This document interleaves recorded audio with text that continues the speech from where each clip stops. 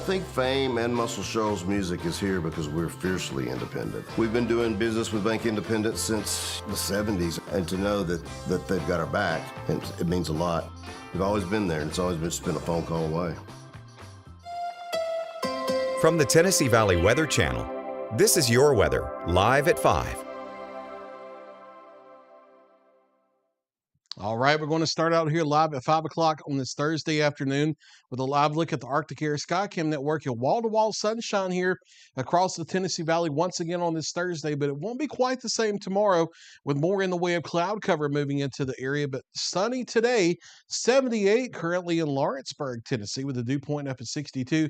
That sensor at the airport may be running a couple degrees too high with the dew point compared to other sensors around it, but it's pretty close nonetheless.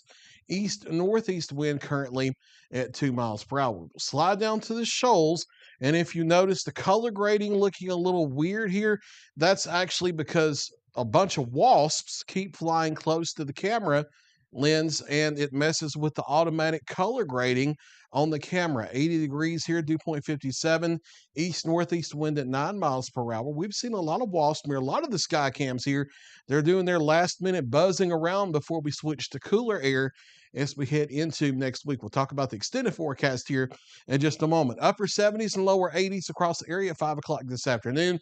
No precipitation on Viper live Doppler radar, but that's not going to be the same as we head on through the weekend. We have showers and thunderstorms on the way for Saturday night that we'll be detailing here in just a moment. But upper level ridge of high pressure still in control of the forecast for now, but that will be shifting east with time.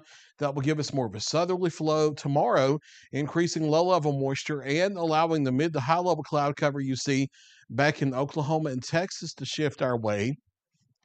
Still dry for Friday, though, and then maybe a thunder shower during the daytime hours of Saturday before more rain and thunder overnight. Tonight, though, a few clouds after midnight, especially into the early morning hours, mostly clear for the evening, dropping into the mid to upper 50s for overnight lows. A few of our metro areas in North Alabama, like the Huntsville metro area, could be closer to the lower 60s. Partly sunny skies here, mostly cloudy at times with mid to high level cloud cover coming over for our Friday. More of a southerly wind, though.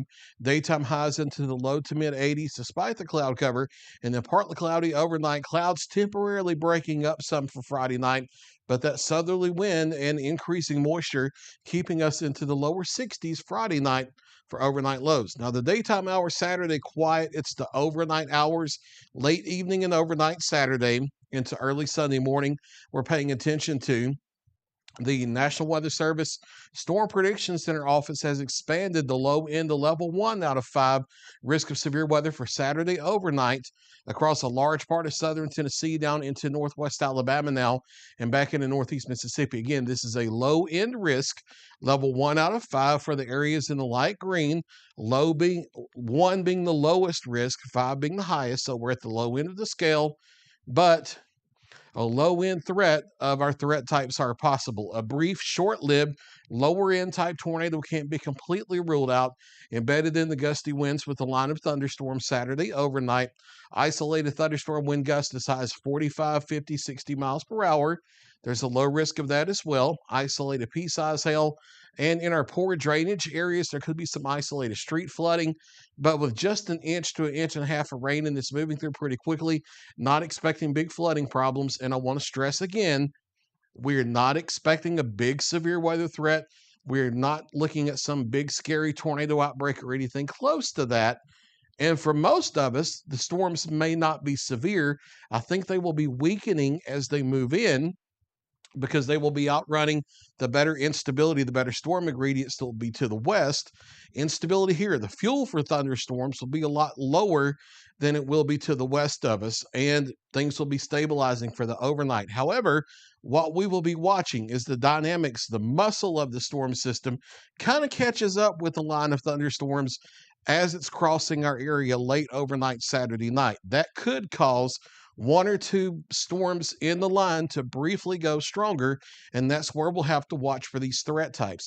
I think the threat is so low that we probably will not see a tornado watch and will not see a severe thunderstorm watch Saturday night because it's such a low-end threat, but there could be a couple of severe thunderstorm warnings and we can't completely rule out a tornado warning or two.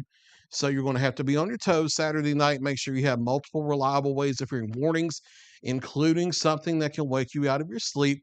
And we'll be right here to track it for the overnight. If there are any warnings, we'll have live updates as necessary. And you know our policy here. If there's a tornado warning for any county in the viewing area, we're live nonstop until it's over. So we will be here for you, but we're just not expecting a big major situation. Certainly good news, but you still have to pay attention as a just in case.